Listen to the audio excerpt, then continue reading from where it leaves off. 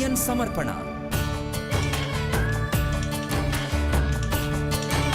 మీరు చూస్తున్న కార్యక్రమం నిరీక్షణ. ఈరోజు మనం చూడబోతున్న వ్యక్తి జీవితం కూడా అలాంటిదే. పేద కుటుంబంలో పుట్టిన ఎల్లం తన స్నేహితుల మధ్య తనకంటూ ఓ గుర్తింపు ఉండాలి అనుకున్నాడు. తన కలను నిజం చేసుకోవడానికి ఆయన ఎన్నో ప్రయత్నాలు చేశాడు. అయితే అవన్నీ ఆయన్ను ఓ తిరుగుబాటుదారునిగా చేశాయి. ఆ తర్వాత ఏమైందో ఎల్లం మాటల్లోనే విందాం. నా మిత్రుడు కల్వాల రాములను వాళ్ళు దారుణంగా కాల్ చేసి ఆ చేతులు కాళ్ళు నరికేస్తే అది చిత్రాన్ని నేను చూసి తట్టుకోలేక అయ్యో అంతవరకు భయం పెరిగినటువంటి నా జీవితంలో ఒక భయం వచ్చేసి నేను బ్రతకాలని ప్రాణ భయంతో నిరాశనైపోయి నేను పరిగెత్తుతూ ఉన్నాను. ఓ గిరిజన కుటుంబంలో పుట్టిన ఎల్లంకు బాగా ప్రజాదరణ పొందాలనే ఆశ ఉండేది. అయితే దానికోసం ఆయన ప్రమాదకరమైన మార్గాలను ఎంచుకున్నాడు.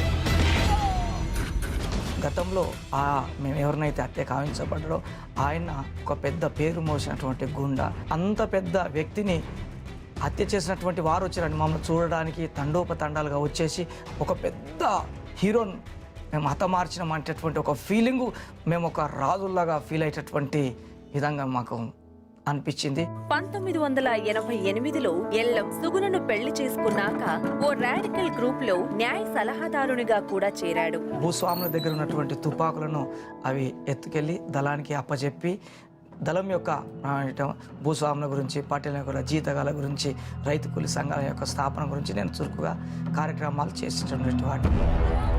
ఆ గ్రూప్ కార్యకలాపాల్లో పూర్తిగా నిమగ్నమైన ఎల్లంకు కుటుంబం కోసం సమయం ఉండేది కాదు. నేనే వారానికి ఒకసారి వచ్చి రాత్రి వేళ 11 గంటలకు వచ్చేసి నేను సిగ్నల్తో ఆమెను తీసుకొని వెళ్ళి మరి ఫారెస్ట్లోనికి, చెరుకు తోటలోనికి తీసుకెళ్ళి నేను కాపురం అలా చేశాను. ఎప్పుడు కూడా నేను ఇంట్లో కాపురం మా ఆవిడతో చేయలేదు. ఆమెకు ప్రేమను పంచలేదు, కానీ మాత్రం శారీరక కోరికలు తీర్చుకోవడానికి మాత్రం నేను వాడుకునేవాటి. చంపుతామనే బెదిరింపులు వచ్చినా కూడా ఎల్లం ఆ గ్రూప్ కోసం రేయింబవళ్లు పనిచేసేవాడు.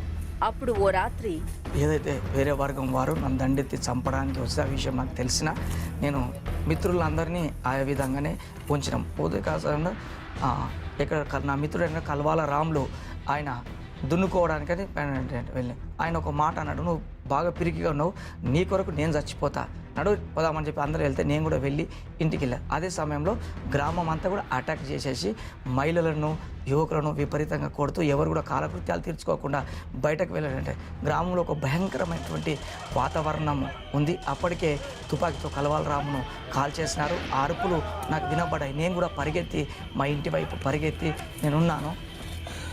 మృత్యుముఖంలోకి వెళ్లిన ఎల్లం హఠాత్తుగా యేసుక్రీస్తుకు ప్రార్థన చేయాలనుకున్నాడు. యేసుప్రభు గురించి గతంలో నేను విన్నాను. మరి అదేవిధంగా నేను రైలు కట్ట మీదకి వెళ్తుండగా నన్ను ఎవడు విడిపించగలడంటే ఒక కరపత్రికను కూడా నేను చదివినాను. అది కొన్ని రోజులు నా జేబులోనే ఉండే, అది బాగుండే, దాని సంఖ్యలు బంధించినట్టు అది వచ్చినట్టు ఉండే. ఆ టైంలో నన్ను ఎవడు విడిపించగలరంటే ఆ పాయింట్ నాకు జ్ఞాపకం వచ్చేసి, యేసయ్య నువ్వు దేవుని అయితే, నీకు శక్తి ఉంటే, నీకు బలం ఉంటే నన్ను ఎన్కౌంటర్ నుంచి బ్రతికించు, నా జీవితాంతం కూడా నీ పూజ చేస్తా, నేను నమ్ముకుంటా అనేటటువంటిది నేను మొక్కడం ప్రారంభించడం. వచ్చినటువంటి వారికి కనిపించకుండా దేవుడు అద్భుతంగా నన్ను తప్పించాడు ఆయన. అందరూ చనిపోయాడనుకున్న ఎల్లం అజ్ఞాతంలోకి వెళ్లి నల్గొండలో సెక్యూరిటీ గార్డ్గా పనిచేయడం మొదలుపెట్టాడు. అందులో పనిచేస్తున్నటువంటి ఒక వ్యక్తి భోజనానికి తమ ఇంటికి పిలిచినప్పుడు ఆ ఇంట్లో భోజనం చేస్తుండగా మరి నేను తర్వాత యేసుప్రభుని మర్చిపోయినా. ఆమె తమ సాక్ష్యం చెప్తుంది, నా భర్త భయంకరమైన తాగుబోతు, నన్ను హింసించేటటువంటి వాడు. అలాంటి సమయంలో మేము యేసుప్రభుని నమ్ముకున్నాం. యేసుప్రభు నమ్ముకుంటే అన్న మా బతుకు మారిపోయింది, మా భర్త మారిపోయిండు అన్న వెంటనే నా కళ్ళలో నుండి నీళ్ళు వచ్చేస్తున్నాయి. నిజంగా నా జీవితంలో చేసినటువంటి ఆ మేలు గుర్తుకొచ్చేసి నేను తట్టుకోలేకపోతే ఏడుస్తుంటే, అన్న నీ దండం పెడతాను, ఈ దేవుడిని బ్రతికించే దేవుడు, ఏ పోలీసు నిన్నేం చేయలేరు, నువ్వు వెళ్ళి నీ ఇంటికి వెళ్ళు, నువ్వు సాక్షిగా ఉండు. తన భార్యను కలవడానికి ఎల్లం తన గ్రామానికి వెళ్ళినప్పుడు తన కుటుంబంలో జరిగిన ఓ అద్భుతాన్ని విన్నాడు. అయ్యా నువ్వు చనిపోయినావు ఎలా అంటే అని చెప్పేసి, పర్లేదు అంటున్న సమయంలో మనకు కూడా కొడుకు పుట్టిండు, కొడుకు చనిపోయిండు, కానీ యేసు దేవుడు మన కొడుకును బ్రతికించినంటే నా కళ్ళకి వెళ్ళి నీళ్ళు వచ్చినాయి. నా జీవితంలో దేవుడు అద్భుతం చేస్తున్నాయి. వెంటనే దుఃఖం వచ్చేసింది. అదే రాత్రి ఒకరి చేతులు పెట్టుకొని మళ్ళా యేసు దేవునికి మేము మొక్కి, యేసయ్యా నీ పని మేము చేస్తాం, నువ్వు మాకు కావాలి అని ఒక తీర్మానం చేసుకున్నాం. ఎల్లం గ్రూపును వదిలిపెట్టి ప్రభుత్వానికి లొంగిపోయాడు. బైబిల్ చదువుతూ యేసు గురించి తెలుసుకోవడంలో సమయాన్ని గడిపాడు. ఆ తర్వాత దోమకొండలో తనను సేవించమని దేవుడు దర్శనాన్నిచ్చాడు. దోమకొండలు తెలుసుకుంటే ఒక్క క్రైస్తవ కుటుంబం కూడా ఎవరు లేరు.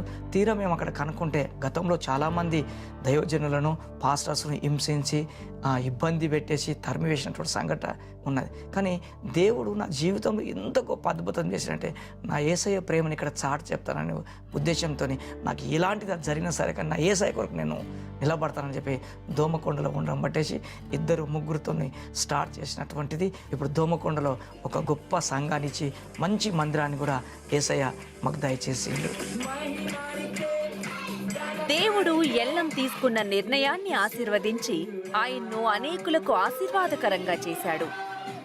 2008లో మేమేం చేసినామంటే ఒక 10 మంది అనాథ పిల్లలను తీసుకొని మా పిల్లలతో పాటు వారిని కూడా పెంచుతూ సేమ్ అదే ఇంట్లో ఉంటున్న క్రమంలో దేవుడు గొప్పగా మా ప్రణాళికను ముందుకు తీసుకెళ్ళాను. మా సేవను విస్తరింపచేసి ప్రస్తుతం ఇప్పుడు ఒక 50 మంది బాలబాలికలను అనాథ చిన్నారులను పెంచడానికి దేవుడు కృప చూపించను. యేసయ్య లేకపోతే నా జీవితం ఉండేది కాదు.